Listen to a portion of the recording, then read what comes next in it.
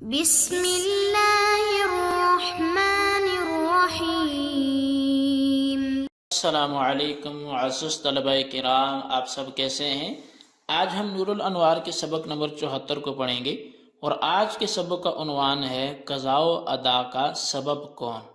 آج کے ہمارے سبق کی عبارت ثم انہم اختلفوا فیما بینہم ان سبب القضاء هو الذی سے شروع ہوتی ہے۔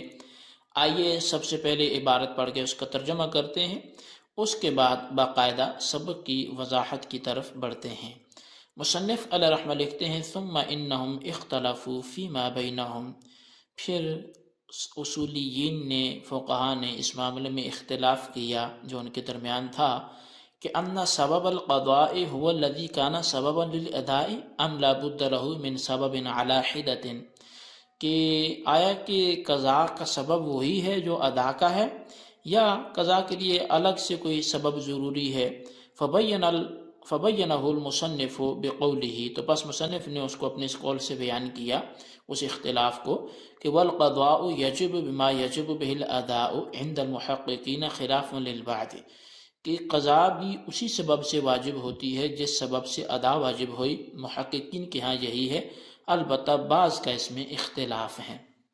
ای القضاء یجب بالسبب الذی یجب به الاداء عند المحققین من عامة الحنفیة خلافا للعراقیین من مشایخنا وعامة اصحاب الشافعی، یعنی کہ قضاء اسی سبب سے واجب ہوتی ہے جس سے ادا واجب ہوتی ہے عام احناف محققین کے نزدیک، برخلاف عراقیین کے نزدیک جو ہمارے مشائخ ہیں، اور عام طور پہ اصحاب شافعی بھی اس کے برخلاف ہیں۔ فإنهم يقولون لا بد للقضاء من سبب جدید سوا سبب الاداء، بس بے شک وہ سارے یہ کہتے ہیں کہ قضاء کے لیے ایک نئے سبب کا ہونا ضروری ہے جو ادا کے سبب کے علاوہ ہو۔ والمراد بهذا السبب النص الموجب للاداء لا السبب المعروف عن الوقت، اور ان کی مراد اس سبب سے وہ نص ہے جو ادا کو واجب کرنے والی ہے، نہ کہ سبب معروف ہے، یعنی وقت مراد نہیں ہے۔ وحاصل الخلاف یرجع فیما وحاصل الخلاف یرجع الى ان عندنا النص الموجب للاداء وهو، اور حاصل اختلاف وہ لوٹتا ہے اس بات کی طرف کہ ہمارے ہاں ادا کے لیے جو نص تھی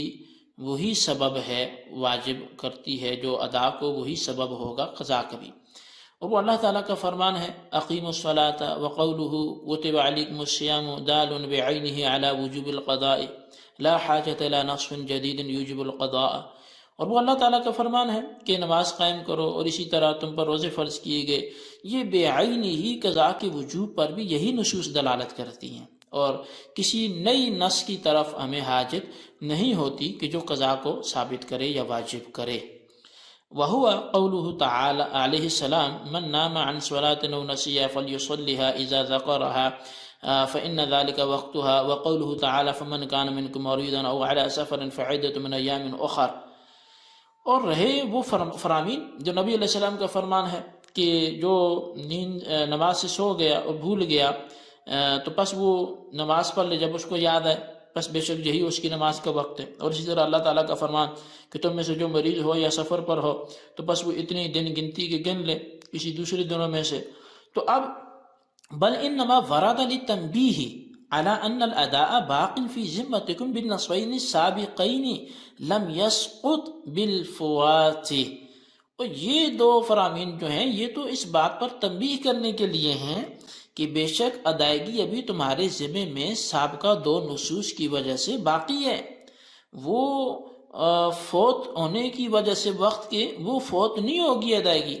لأن بقاء الصلاة والصوم في نفسه للقدرة على مثل من عنده، اس لیے کہ صوم و صلاۃ نماز و روزہ کی جو بقا ہے فی نفسه ہی، وہ اس کی مثل پر اس کے ہاں قدرت کی وجہ سے، وسقوط فضل الوقت لا الى مثل وضمان للعجز عنه امر معقول في نفسه، اور وقت کی فضیلت کا مثل اور زمان کے بغیر ساقط ہونا اس سے عاجز ہونے کی وجہ سے ہے، عاجز ہونے کی وجہ سے ایسا امر ہے جو فی نفس ہی معقول ہے۔ جی طلبہ کرام، یہ ہمارے آج کے سبق کی عبارت اور اس کا ترجمہ تھا۔ اب ہم اس کی وضاحت و تشریح کی طرف بڑھتے ہیں۔ دراصل علماء اصول کا اس بارے میں اختلاف ہے کہ آیا قضاء کا سبب وہی ہے جو ادا کا سبب ہے، یا پھر قضاء کے لیے کسی نئے سبب کا ہونا یہ ضروری ہوگا۔ تو اسی بارے میں یہ اختلاف ہے۔ تو اس بارے میں علماء احناف میں سے محققین کا اور حنابلہ کا اور بعض شوافی کا مذہب یہ ہے کہ قضاء کے واجب ہونے کا سبب وہی ہے جو ادا کے واجب ہونے کا سبب ہے۔ اور علماء احناف میں سے عراقی مشائخ جو ہیں اور عام جو اصحاب شوافی ہیں اور معتزلہ، ان کا مذہب یہ ہے کہ قضاء کے لیے ادا کے سبب کے علاوہ ایک نئے سبب کا ہونا بھی ضروری ہے۔ اب صاحب نور الانوار کہتے ہیں کہ یہاں سبب سے مراد وقت نہیں ہے، بلکہ سبب سے مراد وہ نصوص ہیں جو ادا کو واجب کرتی ہیں، اس لیے کہ وقت وجوب ادا کا سبب نہیں ہوتا بلکہ نفس وجوب کا سبب ہوتا ہے۔ اختلاف کا حاصل یہ ہے کہ ہمارے نزدیک جو نص ادا کو واجب کرتی ہے بعینہ ہی، وہی نص قضاء کو واجب کرتی ہے۔ قضاء واجب کرنے کے لیے کسی نئی نص جدید کی ضرورت نہیں ہے۔ مثال کے طور پر اقیم الصلاۃ، یہ آیت جس طرح ادائے نماز کو واجب کرتی ہے، بعینہ ہی اسی آیت سے قضاء صلاۃ بھی واجب ہوتی ہے۔ قضاء صلاۃ کو واجب کرنے کے لیے کسی نئی نص کی ضرورت نہیں ہے۔ اور جس طرح کتب علیکم الصیام، یہ جو آیت ہے یہ ادائے صوم کو واجب کرتی ہے، بعینہ ہی اسی طرح قضاء صوم کو بھی واجب کرتی ہے۔ قضاء صوم کو واجب کرنے کے لیے کسی مستقل نئی نص کی ضرورت نہیں ہے، لیکن شوافی کے نزدیک قضاء واجب کرنے کے لیے مستقل نئی نص کا ہونا ضروری ہے۔ ایک نص ادا اور قضاء دونوں کے لیے کافی نہیں ہوگی، چنانچہ ان حضرات کے نزدیک ادائے صلاۃ کو اقیم الصلاۃ سے واجب کیا گیا اور قضاء صلاۃ کو رسول اکرم صلی اللہ علیہ وسلم کی حدیث سے واجب کیا گیا ہے۔ حدیث کا مفہوم یہ ہے کہ جو شخص نماز کے وقت میں سو گیا اور نماز ادا نہ کر سکا یا نماز کو بھول گیا، تو جس وقت اس کو نماز یاد آ جائے اس وقت پڑھ لے، یہی اس کی نماز کا وقت ہے۔ اسی طرح روزہ کے لیے موجب للادا کتب علیکم الصیام ہے، اور موجب للقضاء فمن کان منکم مریضا او علی سفر فعدۃ من ایام اخر ہے، یعنی رمضان کے مہینے میں اگر کوئی شخص بیمار ہو گیا یا سفر میں رہا اور روزے نہیں رکھ سکا تو دوسرے ایام میں اتنے ہی روزے رکھ لے۔ مگر ہماری طرف سے جواب یہ ہے کہ یہ دونوں من نام عن صلاۃ اور فمن کان منکم مریضا، یہ نصوص نماز اور روزے کی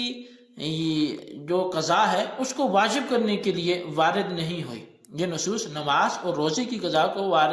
واجب کرنے کے لیے وارد نہیں ہوئی، بلکہ اس بات پر تنبیہ کرنے کے لیے وارد ہوئی ہیں کہ نماز اور روزہ کی ادا سابقہ دونوں نصوص اقیم الصلاۃ کتب علیکم الصیام کی وجہ سے تمہارے ذمہ میں باقی ہیں، وقت گزر جانے کی وجہ سے ذمہ سے ساقط نہیں ہوئی ہیں، کیونکہ ادا مکلف پر اللہ تعالیٰ کا ایک حق ہے، اور جس پر حق واجب ہو حق اس کی ذمہ کی فراغت یا تو ادا کے ذریعے ہوتی ہے، یعنی من علیہ الحق صاحب حق کا حق ادا کر دے، یا عجز کے ذریعے ہوتی ہے، یعنی جس پر حق ہے صاحب حق کا حق ادا کرنے سے عاجز آ جائے، یا صاحب حق کے ساقط کرنے سے بھی ہوتی ہے، یعنی صاحب حق اپنا حق ساقط کر دے۔ لیکن یہاں تینوں باتیں موجود نہیں ہیں، کیونکہ جس پر حق ہے نہ تو